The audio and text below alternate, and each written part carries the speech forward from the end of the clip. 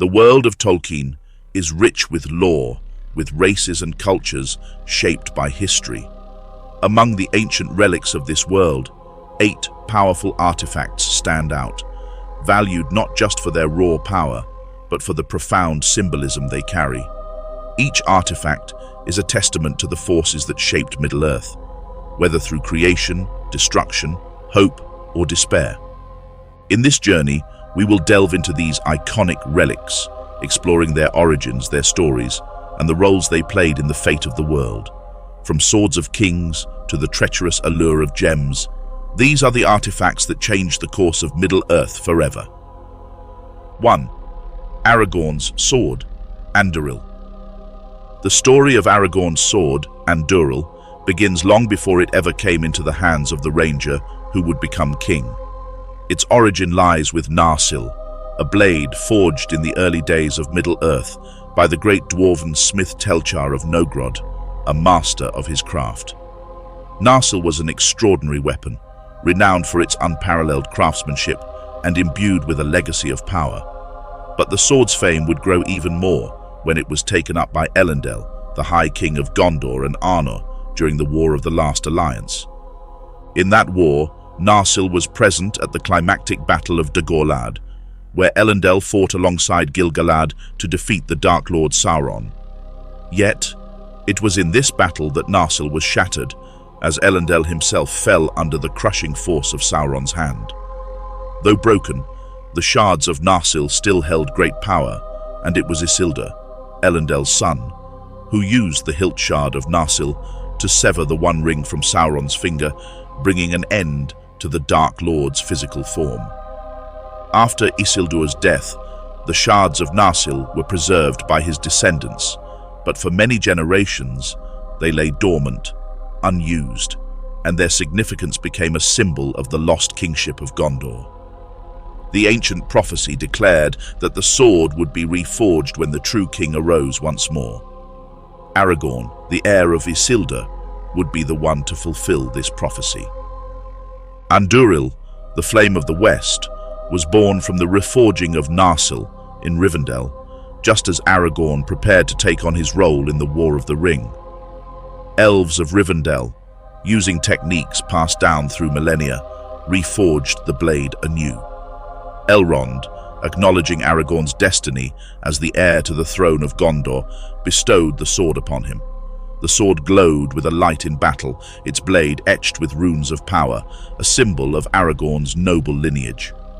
More than just a weapon, Anduril represented hope, renewal, and the strength of ancient wisdom. Its significance was not only that of a king's blade, but also a talisman of unity. Aragorn wielded it in numerous battles throughout the War of the Ring, including at Helm's Deep, where its shining blade helped turn the tide against Saruman's forces, and at the Battle of the Pelennor Fields, where it struck down many foes and served as a rallying point for the forces of men. Anduril's legacy extended beyond its use in warfare. It symbolized Aragorn's right to the throne of Gondor, a powerful reminder of the ancient line of kings. When Aragorn finally took his rightful place as king after the defeat of Sauron, Anduril became the emblem of his reign, a reign that brought peace and unity to Middle-earth. Anduril, like Aragorn himself, represented both the ancient glory of the past and the bright hope for the future. 2. Glamdring. The sword. Glamdring, known as the foe hammer, carries with it the weight of ages. This blade's history begins in the First Age of Middle-earth in the hidden elven city of Gondolin. It was forged for Turgon, the High King of the Noldor, ruler of Gondolin, one of the last bastions of elven power during that ancient time. The sword became one of the symbols of Gondolin's might, as the city stood strong against the tide of Morgoth's forces. Glamdring, along with its companion blades, including Orcrist, later found and wielded by Thorin Oakenshield, was revered for its craftsmanship and its deadly effectiveness in battle. Glamdring fought in many battles during the First Age, notably in the Nirnaeth Arnoediad, the Battle of Unnumbered Tears, where many of the greatest warriors of Middle-earth perished. It is said that the blade shone with a cold light when it was drawn, and when wielded by Turgon, it was a terror to the forces of evil. The sword's name, Foe Hammer, came from the devastating blows it dealt to the enemies of the elves. Yet, with the fall of Gondolin to Morgoth's forces, Glamdring was lost, its history fading into legend as the ages passed. For thousands of years, Glamdring's whereabouts remained a mystery. The sword, along with much of Gondolin's wealth, disappeared after the city's destruction. It wasn't until the Third Age, during the events of The Hobbit, that Glamdring resurfaced. It was found by Gandalf in a troll horde along with Orcrist and the ancient elven dagger sting. Gandalf, recognizing the sword's craftsmanship and its history, claimed it as his own, and it became his weapon of choice in the battles to come. Glamdring's return to the world was symbolic of the reawakening of ancient powers during the War of the Ring. The sword glowed in the presence of orcs, a feature that revealed its deep connection to the ancient wars against Morgoth's creatures. Gandalf wielded Glamdring with great skill, using it to defend the Free Peoples in numerous battles, including the Battle of Five Armies, and later in his confrontation with the Balrog in Moria. It was during that fateful battle in the depths of Khazad-dûm that Glamdring, wielded by Gandalf, helped to vanquish one of the greatest evils remaining in Middle-earth. Though Glamdring was a weapon, its significance lay in its connection to the ancient elven kingdoms and the lasting legacy of those who fought to preserve the light in Middle-earth. Gandalf, a Maya sent to guide and protect the Free Peoples, seemed a fitting bearer of such a sword, as he too embodied the wisdom and strength of the elder days. His use of Glamdring linked him to the elves and their ancient struggles against the darkness, showing that even in the Third Age, the remnants of that earlier power could still influence the fate of the world. Glamdring's story is one of continuity between the ages, a reminder that though time passes, the forces of good and evil are eternal, and those who carry the legacy of ancient strength are vital to the survival of Middle-earth. Its rediscovery by Gandalf ensured that the light of Gondolin, though long lost, would continue to shine in the struggle against the darkness of Sauron and his minions. 3. The Palantiri, Seeing Stones. The Palantiri, the Seeing Stones, were among the most enigmatic and powerful artifacts in Middle-earth, created in a time so ancient that their origin lies in the depths of elven lore. They were crafted by Fanor, the greatest of all elven smiths, during the height of his creative powers. These orbs, made of a dark, clear crystal, allowed those who possessed them to communicate across vast distances and to see events happening in other lands. Initially, they were tools of immense utility and power, used by the leaders of the Free Peoples to maintain contact between far-flung realms. Originally, there were many Palantiri, with most placed in strategic locations across Middle-earth, including Gondor and Arna, the two great kingdoms of men. The kings and rulers of these lands used the stones to stay connected and to watch over their domains. The chief of the Palantiri was kept in the Tower of Orthanc in Isengard, while others were placed in Minas Anor, later Minas Tirith, and in the far north in the Kingdom of Arna. The elves too had access to the Palantiri, though they used them sparingly, knowing well the dangers that came with such knowledge. Though powerful, the Palantiri were not without risk. They could only show visions to those who gazed into them, and these visions were often subject to manipulation. Sauron, ever cunning, saw in the Palantiri an opportunity to corrupt and control. One of the stones had long been kept in Barad-dûr, where it came into Sauron's possession after his return to power. From his dark tower, Sauron began using the Palantiri to bend the will of those who dared to use them. The most infamous case of this corruption was that of Saruman. As the leader of the White Council and the chief of the Istari, Saruman initially used the Palantir in Orthanc for noble purposes, seeking to gain knowledge and power to oppose Sauron. However, he did not realize that Sauron himself was watching through another stone, using the palantiri to ensnare Saruman's mind. The once wise wizard became ensnared in Sauron's web of deceit, believing that he could rival the Dark Lord by mastering the ring. This folly led to Saruman's downfall and the ruin of Isengard. The palantir of Minas Tirith, meanwhile, came into the hands of Denethor, steward of Gondor. Like Saruman, Denethor sought to use the Seeing Stone to gain insight into the enemy's plans. But Sauron's influence was too strong, and the visions shown to Denethor were ones of despair and hopelessness. The steward, already weary from years of ruling a kingdom in decline, fell into madness. In the end, Denethor saw only the inevitable victory of Sauron, and in his despair chose death rather than continue the fight. Though the Palantiri were initially tools of wisdom and connection, Sauron's corruption turned them into instruments of despair. They became symbols of the dangers of seeking too much knowledge without the wisdom to understand it. The stones, once meant to unite the realms of men, instead drove their rulers to madness, showing how even the greatest tools of power could be corrupted when misused. In the end, the Palantiri remind us that not all knowledge is meant to be grasped, and that those who seek to see too far into the future may lose sight of the present. They represent the perilous nature of power in Middle-earth, where even the most noble of intentions can be twisted by the darkness that lies in wait. 4. The Silmarils. The Silmarils, 3 radiant jewels, were the most exquisite creations of Feanor, the greatest of the Noldor elves, and their history is one of the most tragic and tumultuous in the lore of Middle-earth. These gems were not merely beautiful. They contained within them the light of the 2 trees of Valinor, Telperion and Laurelin, whose radiant glow was the source of all light before the creation of the sun and moon. To gaze upon the Silmarils was to witness the purest essence of beauty, captured forever in flawless form. Feanor's crafting of the Silmarils was an act of immense skill and power, but it was also the catalyst for one of the darkest periods in elven history.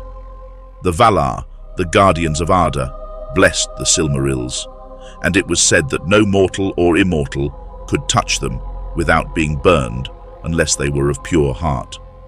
But this very purity made them a target for darker forces. Morgoth, the first Dark Lord, coveted the Silmarils above all else. His desire for the jewels led to his theft of them after he destroyed the 2 trees, plunging the world into darkness. This act of treachery ignited a war that would last for ages. Feanor, driven by his boundless pride and grief, swore an unbreakable oath with his sons, vowing to reclaim the Silmarils from Morgoth at any cost. This oath became the curse of Feanor's line, as it led to bloodshed, betrayal, and endless sorrow. The pursuit of the Silmarils drove the Noldor elves into exile from Valinor, leading them to Middle-earth, where they waged relentless war against Morgoth. Feanor's obsession with the strongholds of Amon Sul, Weathertop, Anuminus, and Elostirion in the north, and in the towers of Minas Anor, later Minas Tirith, Osgiliath, and Orthanc in the south. These strategic locations ensured that communication could be maintained across vast distances, strengthening the bond between the realms of Arnor and Gondor. The Palantiri were not easily controlled, however. Only those with strong will and wisdom could safely use them, for the stones had the ability to show both truth and lies, depending on the skill of the user. The visions seen in the stones were not always clear, and interpreting them was fraught with peril. A user could be led astray by misinterpreting what they saw, or by seeing only fragments of the truth. Despite these dangers, the Palantiri were invaluable tools for those who knew how to wield them properly, and they played a key role in the governance of the Númenórean kingdoms for many centuries. Over time, however, the fortunes of Arnor and Gondor waned, and several of the Palantiri were lost. The fall of Arnor saw the destruction or disappearance of the stones in the north, while the southern kingdom of Gondor retained control over only a few. The greatest of these stones was the one housed in the Dome of Stars in Osgiliath, the former capital of Gondor. This stone was larger and more powerful than the others, and it allowed the kings of Gondor to see far into the eastern lands and even across the seas to Numenor, though that land had long since sunk beneath the waves. However, during the kin strife, a brutal civil war in Gondor, the palantir of Osgiliath was lost in the Anduin River, never to be recovered.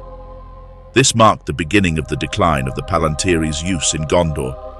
By the time of the War of the Ring, only 2 palantiri remained in active use, one in Minas Tirith, controlled by the steward Denethor, and the other in Orthanc, which had fallen into the hands of Saruman. It was with these 2 stones that the palantiri came to play a pivotal and tragic role in the downfall of both Saruman and Denethor. Saruman, once a wise and noble leader of the White Council, fell under the influence of Sauron after using the palantir of Orthanc. Though Saruman had originally sought to use the stone to gain knowledge and power to oppose Sauron, the Dark Lord had already seized control of the palantir in Mordor. Through the stone, Sauron was able to manipulate Saruman, showing him visions of power that ultimately led to his corruption and treachery. Denethor, too, was undone by the palantir. In desperation, the steward of Gondor sought to use the palantir of Minas Tirith to understand the full scope of the threat facing his kingdom. But like Saruman, Denethor fell victim to Sauron's manipulations. Sauron showed Denethor only what he wished him to see: the overwhelming strength of Mordor's armies and the apparent hopelessness of Gondor's cause. Believing that all was lost, Denethor fell into despair and madness, ultimately leading to his tragic death. The palantiri, once tools of wisdom and communication, became instruments of deceit in the hands of Sauron. Their fall from grace is a testament to the dangers of seeking too much power or knowledge without the wisdom to wield it. In the end, the Seeing Stones became symbols of the corruption and fallibility of even the wisest and most powerful rulers of Middle-earth. While the fate of many of the palantiri remains unknown, a few survived the War of the Ring. The palantir of Orthanc was recovered by Aragorn, now the king of the reunited kingdom of Arna and Gondor, though it had been darkened by the will of Sauron and was no longer used. It is possible that, under Aragorn's rule, the remaining palantiri could have been put to use once more, but their legacy remained forever tarnished by the role they played in the fall of both Saruman and Denethor. The palantiri represent the dual-edged nature of power and knowledge in Middle-earth. While they were created for good, their misuse and corruption illustrate the thin line between wisdom and folly. Those who sought to control them without understanding the full weight of their influence were inevitably led astray, showing that even the greatest of gifts can become a curse when used without care. 5. Noglamir. The Noglamir, also known as the Necklace of the Dwarves, is a unique and magnificent artifact in the history of Middle-earth. Its story is one of beauty, craftsmanship, greed, betrayal, and ultimately, tragedy. The necklace was originally created in the First Age by the dwarves of Nogrod, renowned for their exceptional skill in working with precious metals and gems. It was crafted as a gift for Finrod Felagund, the elven king of Nargothrond, and it quickly became a symbol of unity between the dwarves and the elves, two peoples whose relationships would eventually be marred by mutual distrust and envy. The Noglamir was famous not only for its craftsmanship, but also for the way it enhanced the beauty of any gem that was set into it. It was said that the wearer of the necklace would appear even more radiant, as though the light of the stars themselves had been captured within the gems.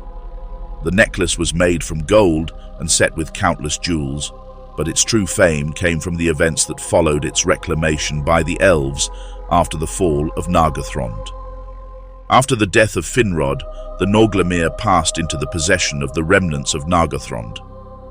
When the dragon Glaurung took control of the ruined fortress, the necklace, along with much of the treasure hoarded there, fell into darkness. However, after Glaurung's defeat at the hands of Turin Turambar, The treasure, including the Noglamir, was recovered and brought to Doriath, the realm of King Thingol. It was here, in the hidden kingdom of Doriath, that the story of the Noglamir took a dramatic and tragic turn. Thingol, upon receiving the necklace, conceived the idea of setting a silmaril into it. The silmaril in question had been won by Beren and Luthien from Morgoth himself, and it was a prized possession of Thingol's house. By combining the beauty of the silmaril with the craftsmanship of the Noglamir, Thingol sought to create the most beautiful object in all of Middle-earth, a work that would rival even the wonders of Valinor. To achieve this, Thingol called upon the dwarves of Nogrod to reshape the Noglamir to accommodate the silmaril. The dwarves, always hungry for treasure and glory, accepted the task and performed it with all the skill at their disposal. When the work was completed, the Noglamir shone with a brilliance that surpassed even Thingol's highest expectations. However, the dwarves, seeing the beauty and value of the necklace, coveted it for themselves. They claimed that the silmaril and the Noglamir together were the rightful property of the dwarves, as they had forged the necklace and had been denied their share of the spoils from the defeat of Glamdring. This dispute escalated into violence. In a moment of arrogance and rage, Thingol insulted the dwarves, questioning their right to such treasures. The dwarves, already inflamed by their greed, murdered Thingol in his own halls and attempted to flee Doriath with the Noglamir and the silmaril. However, their escape was thwarted by the elves of Doriath, and the dwarves were slain. Yet the tragedy did not end there.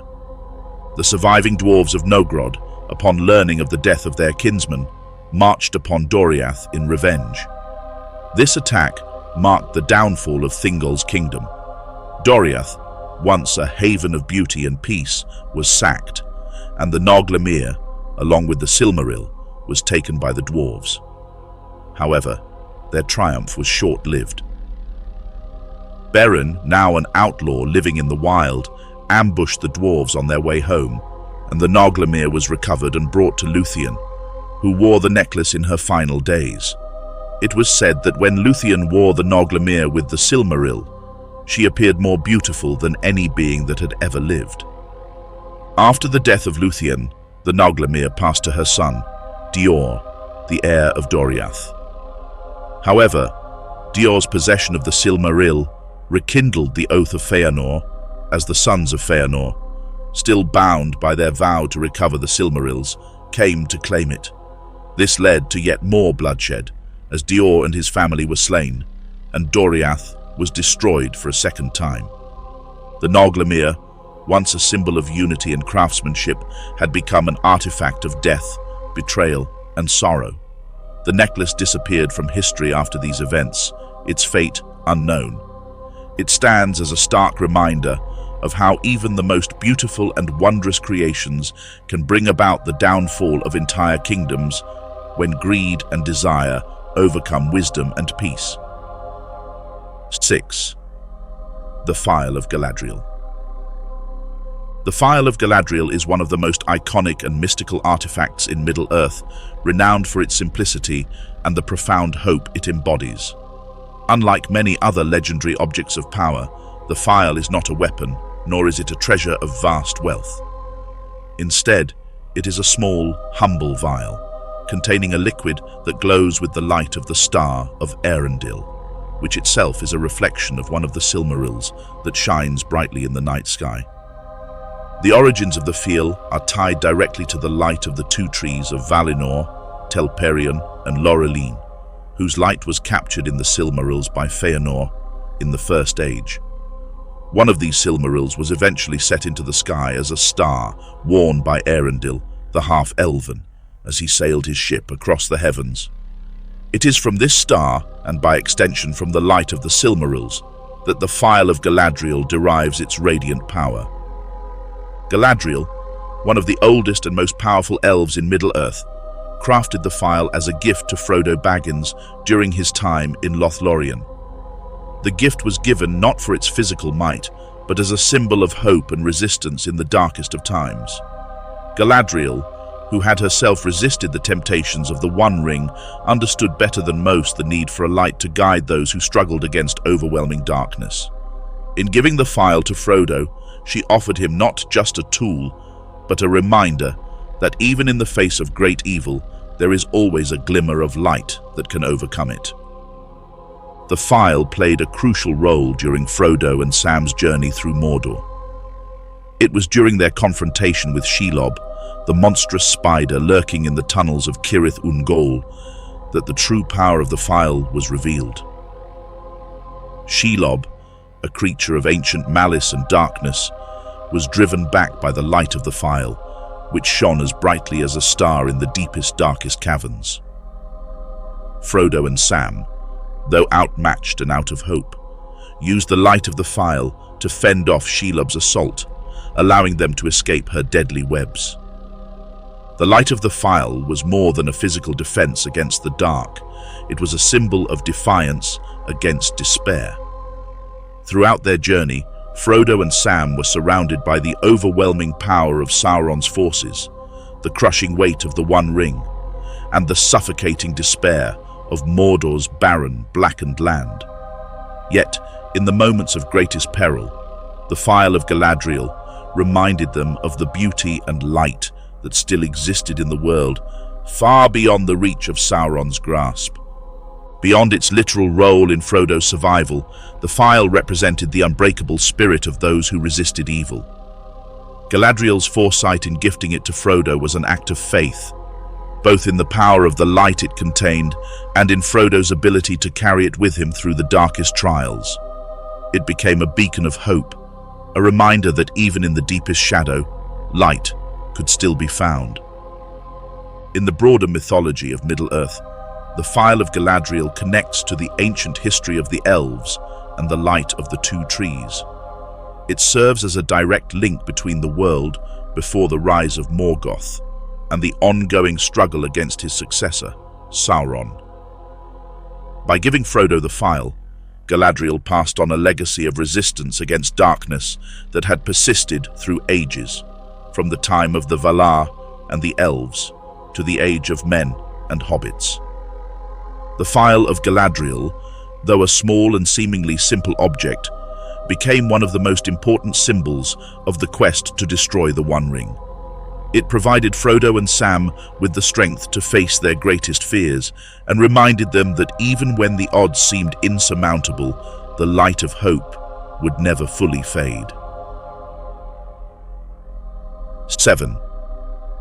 The One Ring. The One Ring, often referred to simply as the Ring, is undoubtedly the most infamous and powerful artifact in all of Middle-earth.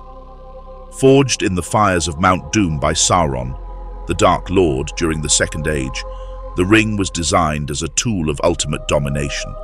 Its creation was part of a larger plan by Sauron to control the other rings of power, which had been distributed among the elves, dwarves, and men. The One Ring held within it a portion of Sauron's own power, binding him to the fate of the ring and granting it unimaginable strength. The One Ring was unlike any other artifact in Middle-earth.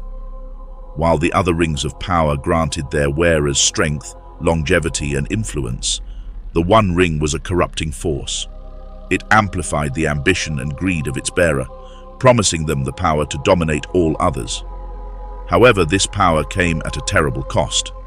The ring's influence was insidious, warping the minds and souls of those who sought to use it. Even the wisest and most powerful beings, such as Gandalf and Galadriel, were wary of its seductive allure, knowing that to wield the ring was to fall under Sauron's sway. The One Ring's most dangerous attribute was its ability to render its wearer invisible. This ability, while seemingly advantageous, was a double-edged sword.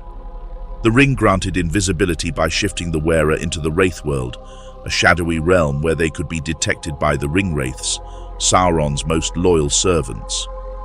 Moreover, prolonged use of the ring gradually eroded the bearer's identity, turning them into something less than human, as seen in the tragic figure of Gollum.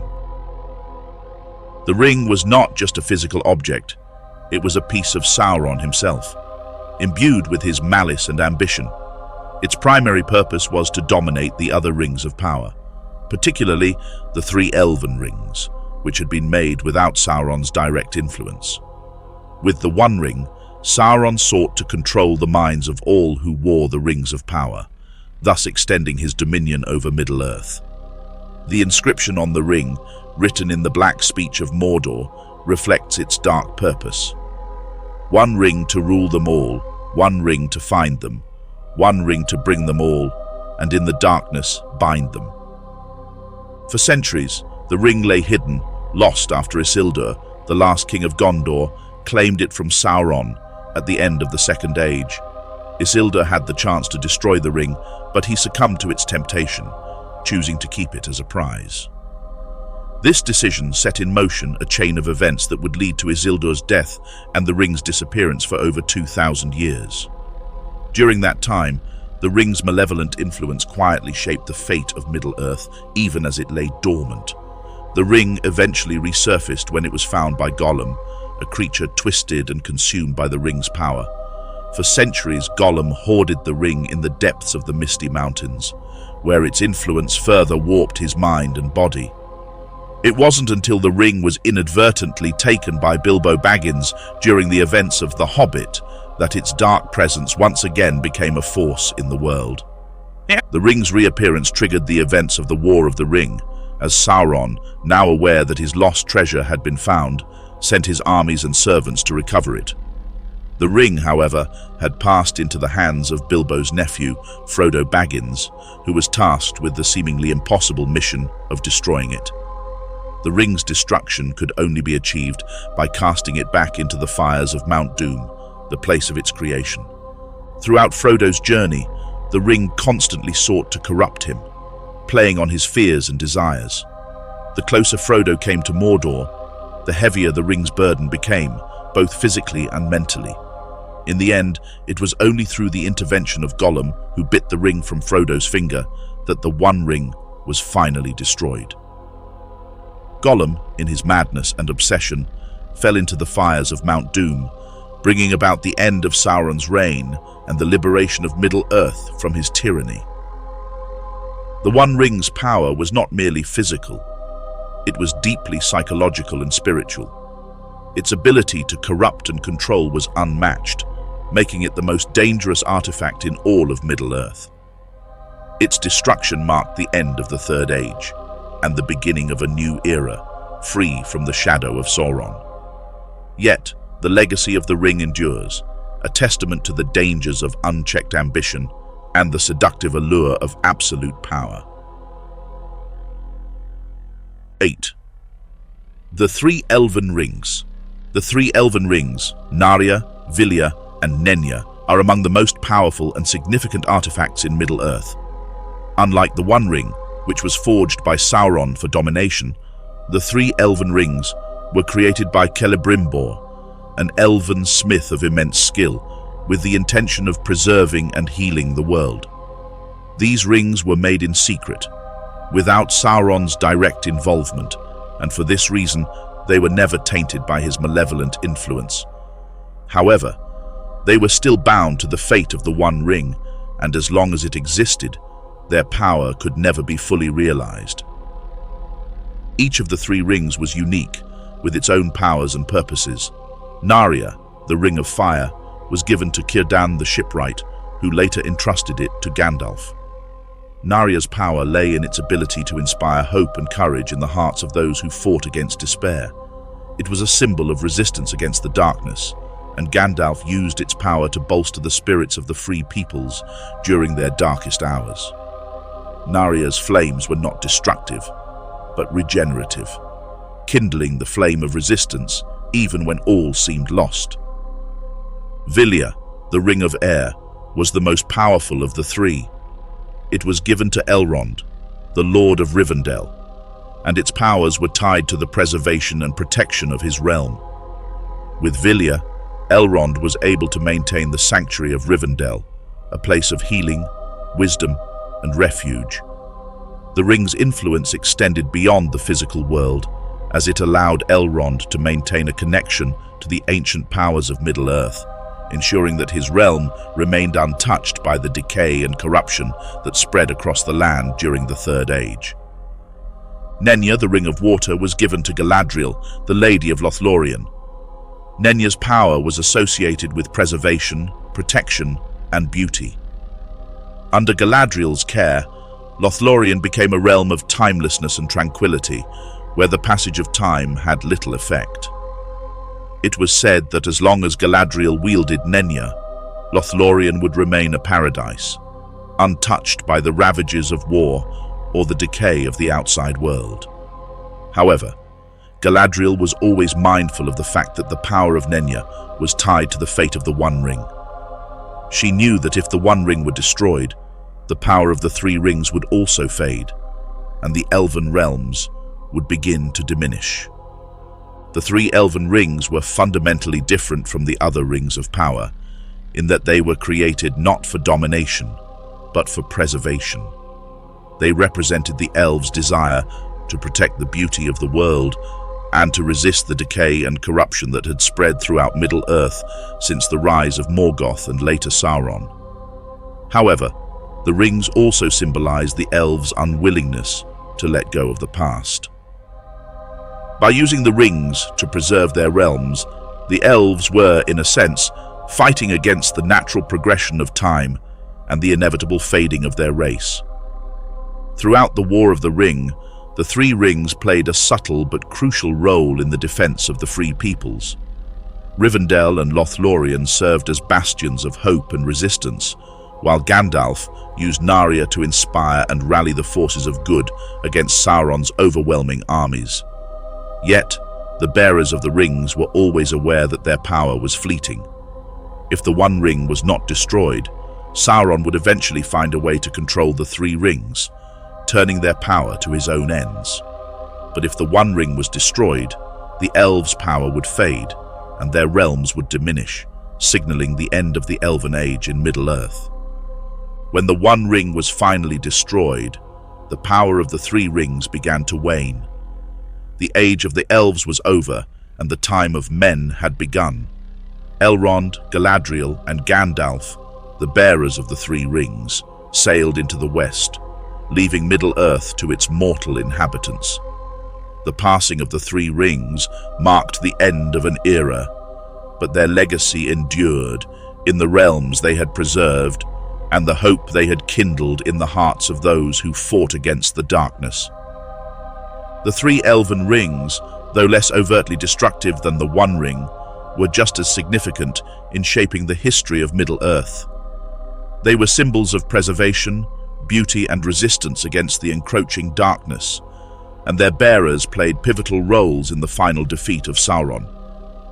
Yet, their power was always tied to the fate of the One Ring, and their eventual fading was a bittersweet reminder that even the most beautiful and powerful things in Middle-earth were not meant to last forever.